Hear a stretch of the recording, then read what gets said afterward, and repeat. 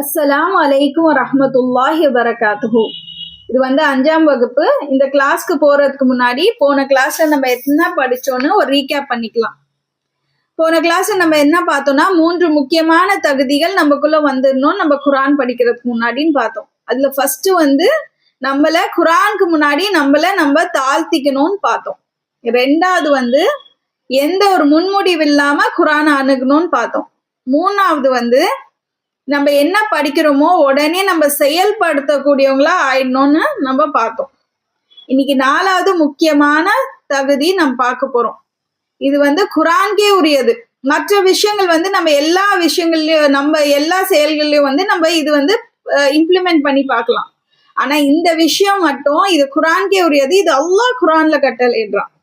இது 4வது முக்கியமான தகுதி என்னன்னா தடைகளை உடைத்தல். இப்போ நம்ம குரானை படிக்கும் போது பாத்தீங்கன்னா நம்ம புரிஞ்சுக்கணும், நம்ம படிக்கணும்னு நினைக்கும் போது பாத்தீங்கன்னா நிறைய தடைகள் இருக்கும். இப்போ அந்த தடைகள் என்னன்னு நம்ம தெரிஞ்சாதான் நம்ம அது நம்ம புரிஞ்சு அது ஓவர் கம் பண்ணி வர முடியும். இல்லாட்டி நம்ம என்ன ஆயிடுவோம்னா நம்ம அந்த தடைக்கு அப்பால் நின்றுட்டு இருப்போம். நம்ம நினைப்போம் நான் குரான்குள்ள போயிட்டேன், நான் இதை புரிஞ்சுக்கிட்டு படிச்சுட்டு இருக்கேன்னு நினைப்போம். ஆனா அந்த தடைக்கு பின்னால நின்று நம்மளுக்கு என்ன தெரியுதோ அதுதான் நம்ம புரிஞ்சுக்கிட்டு இருப்போம். இப்ப அப்படி பாத்தீங்கன்னா குரான்ல நிறைய ஆழமான கருத்துக்கள் இருக்கு. நம்ம ஆனா அந்த ஆழமான கருத்துக்குள்ள போகாம மேலோட்டமா நம்மளுக்கு என்ன தெரியுதோ அதுதான் குரான் சொல்லுது போலன்னு சொல்லி நம்ம படிச்சுட்டு போவோம். அதனாலதான் நம்ம பாத்தீங்கன்னா நம்ம குரான் படிக்கிறோம், நமக்குள்ள எந்த ஒரு மாற்றங்கள் பெரிய மாற்றங்கள் நிகழ்றது இல்லை. நான் எப்படி இருக்கணும் அப்படியே தான் இருக்கேன், என்னுடைய கேரக்டர் எல்லாம் அப்படியே தான் இருக்கு.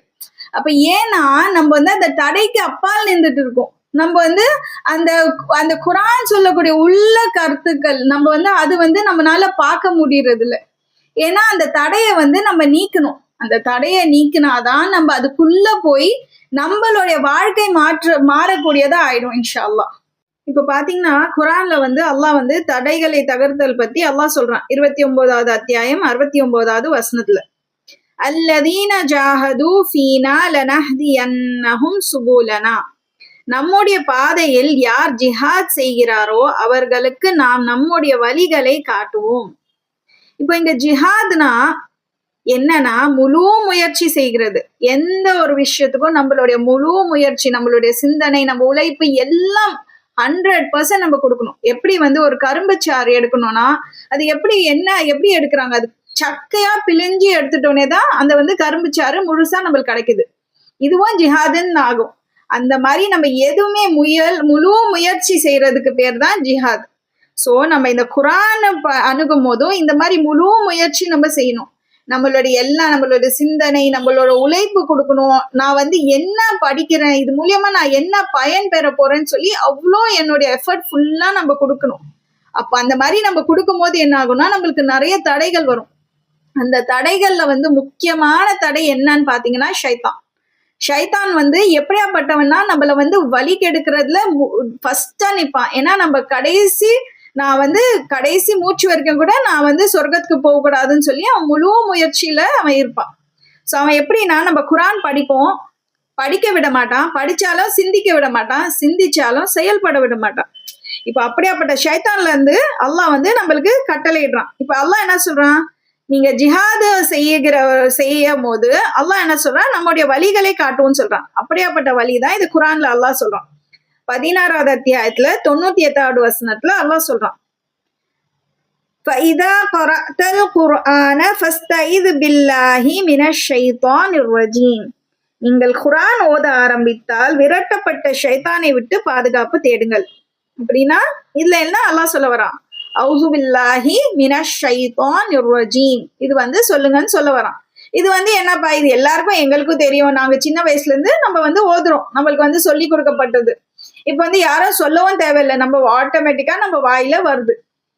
இது நம்ம சொல்றோம். ஆனா இது உண்மையா அது சொல்ற விதத்துல சொல்றோமா, சொல்றோம்னா தஜ்வீதா சொல்றோமான்னு இல்ல, ஐனு ஹா அதெல்லாம் எப்படி சொல்றோம் அந்த உச்சரிப்பை குறிக்கிறது இல்ல, இது உணர்வு பூர்வமா சொல்றோமா. இது நான் அல்லாஹ் கிட்ட பாதுகாப்பு தேடுறேன். எப்படியாப்பட்டது, அந்த விரட்டப்பட்ட ஷைத்தான் கிட்ட இருந்து பாதுகாப்பு, அல்லாஹ் கிட்ட நான் உதவி கேட்கிறேன். இது வந்து எனக்கு கேடயமா இருக்கு. இது ஒரு பெரிய எனக்கு அல்லாஹ் கற்று தந்த முக்கியமான இது வந்து துவாவா இருக்கு. அல்லாஹ் வந்து எனக்கு உதவக்கூடியவனா இருக்கான் நான் இந்த மாதிரி கேட்கும் போது. இது நான் உணர்வு பூர்வமா சொல்றேனான்னு பார்த்தா இல்ல. அதனால என்ன ஆகுது, நம்ம வந்து பயன்பெறது இல்ல. இப்போ ஷைத்தான் வந்து ஒரு பெரிய ஜீனியஸா இருக்கான் இந்த விஷயத்துல. அவன் வந்து நம்மள வழி கெடுக்கிறதுல அவன் வந்து இதுலயே தேர்ச்சி பெற்றிருக்கான். இப்ப என்னன்னா, நான் வந்து இப்ப பஸ்ல வந்து நான் டிராவல் பண்றோம். நான் வந்து டிக்கெட் வாங்கிட்டேன். இப்போ நான் டிக்கெட் வாங்கிட்டு நான் வந்து அந்த இடத்த போய் ரீச் பண்ணிட முடியுமா? அப்படி நான் சொன்னா நான் என்ன நினைப்பீங்க? என்ன முட்டாளா இருக்க, டிக்கெட் வாங்கிட்ட, நீ டிராவல் பண்ணாதானே நீ போய் நீ போய் அங்க ரீச் பண்ண முடியும் அந்த இடத்த. அப்படிதானே நம்ம சொல்லுவோம். அதே மாதிரிதான் இப்ப என்ன ஆகுது, நான் குரான் வந்து நான் எப்படி படிக்கணும்னு தெரியுது, நான் தஜ்வீதா படிக்கிறேன், இது படிச்சா நன்மை எல்லாம் தெரியுது. ஆனா நான் டிக்கெட் மட்டும் தான் வாங்கியிருக்கேன். ஆனா நான் என்ன பண்றது இல்ல, அதுல பயணிக்கிறது இல்ல, அப்படின்னு நான் ஃபாலோ பண்றது இல்ல. சோ இது ஏன் ஃபாலோ பண்றதுலாம், இந்த தடையினால நான் வந்து அதை ஃபாலோ பண்ண முடியறது இல்ல. இப்போ அவன் பாத்தீங்கன்னா எப்படியாப்பட்டவன்னா, அவன்கிட்ட நிறைய படை வச்சிருக்கான். குரான்ல சொல்றான், அவன் வந்து அல்லாஹ் வந்து சொல்றான், அவன்கிட்ட எப்படியாப்பட்ட படை இருக்கான், குதிரை படை இருக்கான், அப்புறம் இது காளான் படை இருக்கான், அப்புறம் வந்து சத்தத்தின் மூலம் நம்மள வழி கெடுக்கிறேன்னு சொல்றான். இப்போ அவன் வந்து இதுல வந்து அவன்கிட்ட ஒரு பெரிய படை இருக்கு. அவன்கிட்ட நம்ம தனியா நின்று மோத முடியாது. ஏன்னா அவனும் ஒரு படைப்பு, நானும் ஒரு படைப்பு. ஆனா இவனை வந்து ஈஸியா நம்ம வந்து ஒண்ணுமே இல்லாம ஆக்கிடலாம். எப்படின்னா, அல்லாஹ் சொல்றான், என்கிட்ட கேளு, நான் வந்து உதவுறேன்னு சொல்றான். அல்லாஹ் என்ன சொல்றான், நீ என்கிட்ட கேளுப்பா, நான் வந்து உன்னை உதவுறேன்னு சொல்றான். ஆனா நம்ம என்ன பண்றோம், நம்ம கேட்கிற விதத்துல நம்ம கேட்கறது இல்ல. அதனால நம்ம அந்த உதவி கிடைக்கிறது இல்ல. ஏன்னா அல்லாஹ் வந்து என்னுடைய ரப்பா இருக்கான். என்னை எல்லா விதத்திலயும் எனக்கு பாதுகாத்துட்டு என்னை வந்து சேஃப்கார்ட் பண்ணிட்டு இருக்கான். என்னை ப்ரொடெக்ட் பண்றான், என்னை சேஃப்கார்ட் பண்றான், எல்லாம் பண்ணிட்டு இருக்கான். அப்போ அப்படியாப்பட்ட ரப்பு வந்து என்கிட்ட சொல்றான், நீ வந்து என்கிட்ட கேளு, என்கிட்ட பாதுகாப்பு தேடு, அவுசு பில்லாஹி மினஷ் ஷைத்தானிர் ரஜீம் சொல்லு, குர்ஆன் ஓதுறதுக்கு முன்னாடின்னு சொல்றோம். ஆனா நம்ம அது வந்து என்ன உணர்வு பூர்வமா சொல்றோம்னா இல்ல.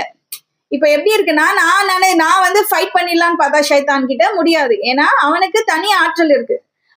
இப்போ வந்து நீங்க உங்க ஃப்ரெண்டு வீட்டுக்கு போறீங்க, அங்க பாத்தீங்கன்னா ஒரு பெரிய நாய் நிக்குது. அது வந்து கடிக்கிற மாதிரி உங்களுக்கு வருது, கடிக்க வருது. அப்ப நீங்க என்ன பண்ணுவீங்க, போய் அந்த நாய் கூட போய் சண்டை இடுவீங்களா? அப்ப நீங்க என்ன பண்ணுவீங்க, உடனே உள்ள இருக்கிற உங்க ஃப்ரெண்டு அந்த ஓனரை வந்து கூப்பிடுவீங்க, அந்த நாயோட ஓனரை கூப்பிடுவீங்க. கூப்பிட்டோடனே அந்த ஓனர் என்ன பண்ணுவாரு, ஏய் டாமியை உள்ள போன்னு சொன்னா என்ன ஆயிடும், உடனே அந்த நாய் வந்து உடனே உள்ள போயிடும். அப்போ நம்ம எப்படி அந்த நாய் கூட சண்டை போடாம அது வந்து அந்த ஓனரை கூப்பிடுறோமோ அதே மாதிரிதான் இப்ப ஷைத்தான் வந்து அவன் கூட சண்டை போடுற ஆற்றல் நமக்கு இல்ல. நம்ம அவன்கிட்ட நம்ம வந்து எஸ்கேப் ஆகணும்னா நம்ம என்ன பண்ணோம்னா அல்லாஹ்விடம் உதவி தேடணும். அவன் தான் அவனை படைச்சவன். அவன் வந்து அல்லாஹ் வந்து கட்டளையிட்டா அந்த ஷைத்தான் என்ன பண்ண போறான், ஒண்ணுமே இல்லாம அப்படியே இதுவா போயிட போறான், பொசுங்கி போயிட போறான். அதனால நம்ம வந்து அல்லாஹ் கிட்ட உதவி தேடக்கூடியவனா ஆயிடணும். எப்படி தேடணுமோ அப்படி தேடக்கூடியவங்களா ஆயிடணும்.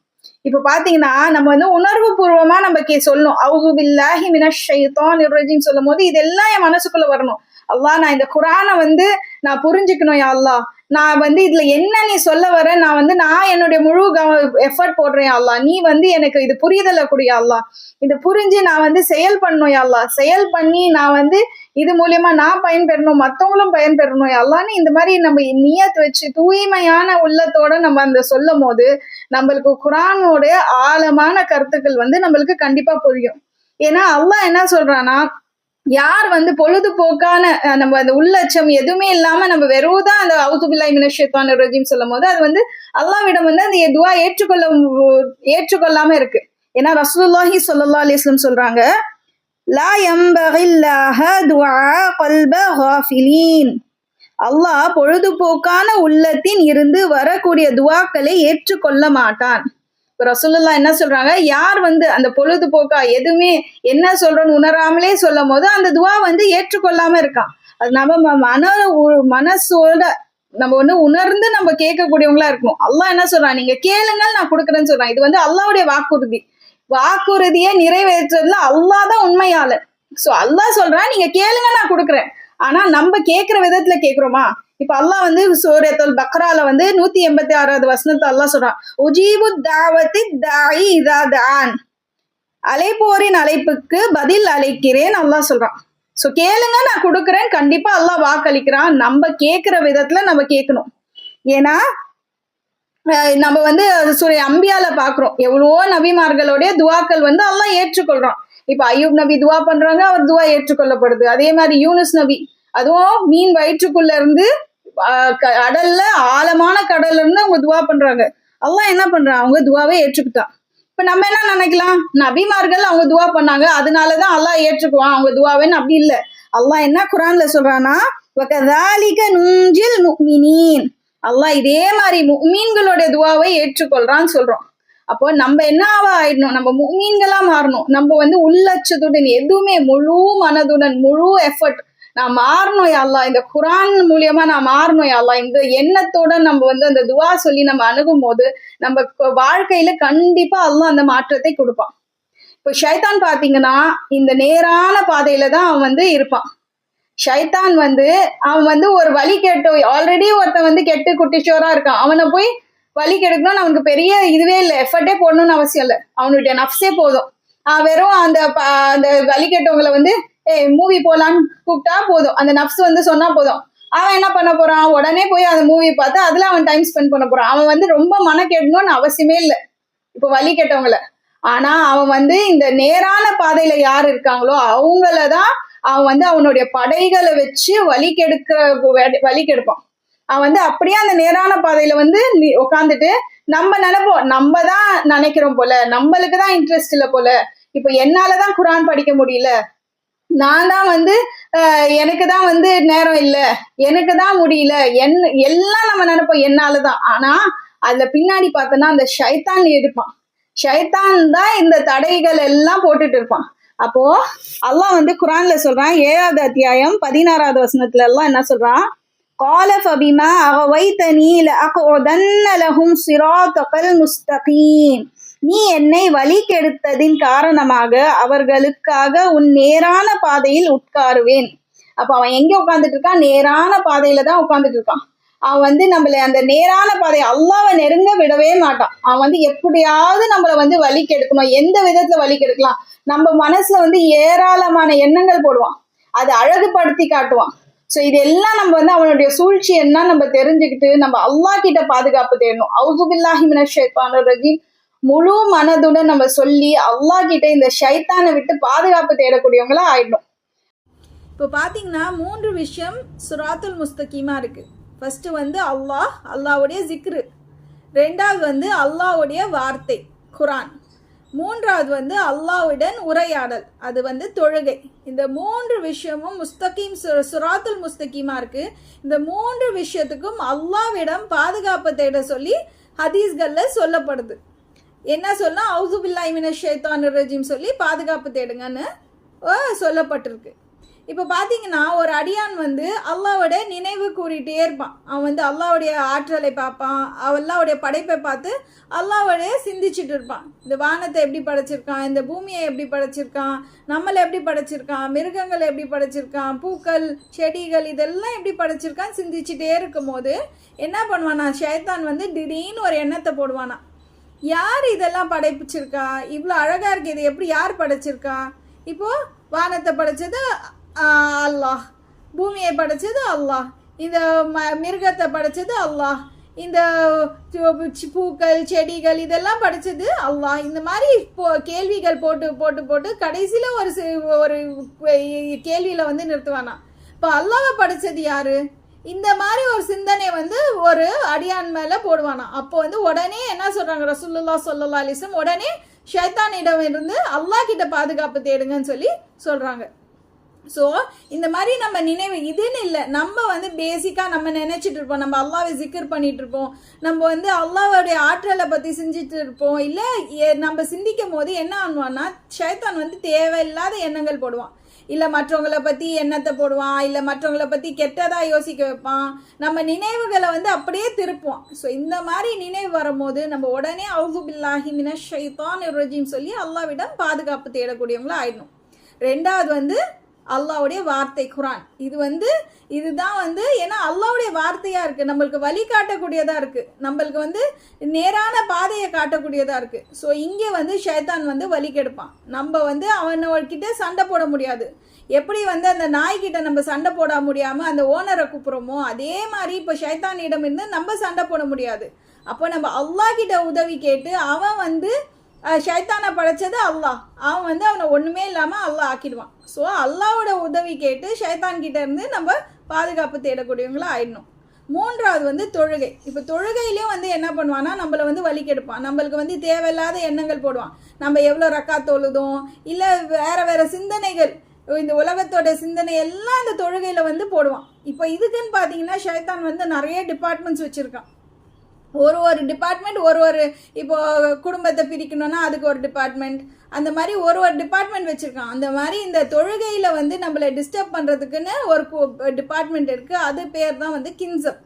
ஸோ இந்த ஷைத்தானிடமிருந்து பாதுகாப்பு தேடுறதுக்கு என்ன சொல்லியிருக்காங்க, அவுது பில்லாஹி மினஷ் ஷைத்தானிர் ரஜீம் சொல்லி அல்லாஹ்விடம் பாதுகாப்பு தேட சொல்லியிருக்காங்க.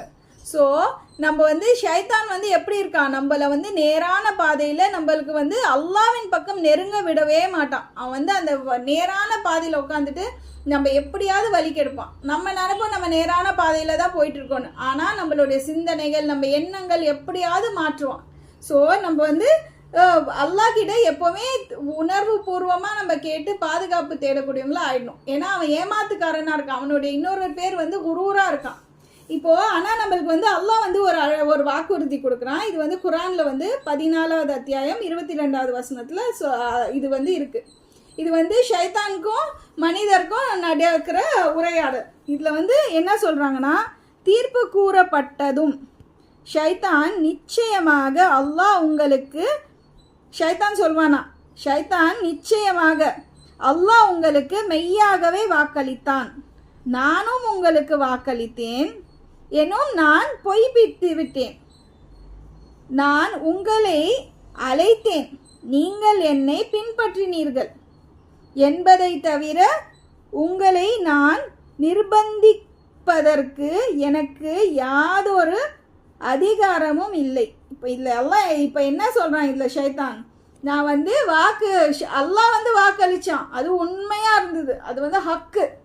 அதுவே நான் வாக்களிச்சுட்டேன், அது எப்படி இருந்தது, அது பொய்யா இருந்தது, அவங்கள ஏமாத்திட்டேன்னு சொல்றான். அதுவும் என்ன சொல்றான், நான் வெறும் உங்களை கூப்பிட்டதான் செஞ்சேன், நான் வெறும் இன்விடேஷன் தான் கொடுத்தேன், நான் வெறும் சொன்னேன் வாப்பா டிவி பாருன்னு சொன்னேன்.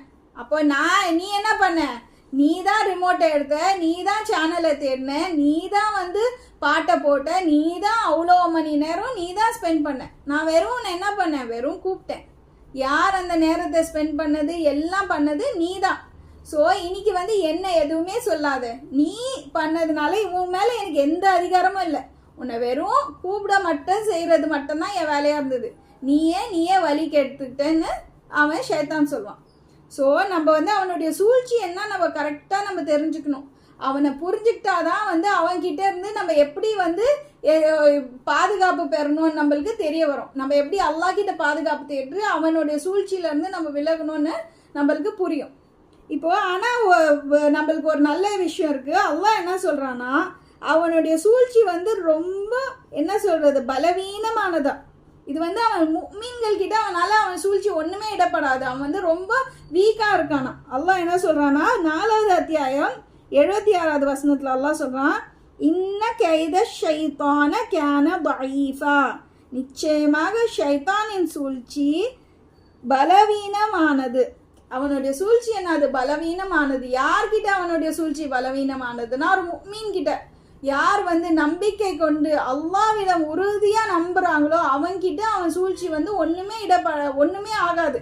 ஸோ நம்ம இந்த மாதிரி மாறிடணும். நம்ம அல்லாஹ் கிட்ட உதவி கேட்டு நம்ம நம்பிக்கையாளர்களா மாறணும்னா இந்த ஷைத்தான் நம்மள ஒண்ணுமே பண்ண முடியாது. நம்மளும் குர்ஆனை விளங்கி குர்ஆனை உடைய மனிதர்களாக மாறக்கூடியவங்களா ஆயிடுவோம் இன்ஷா அல்லாஹ்.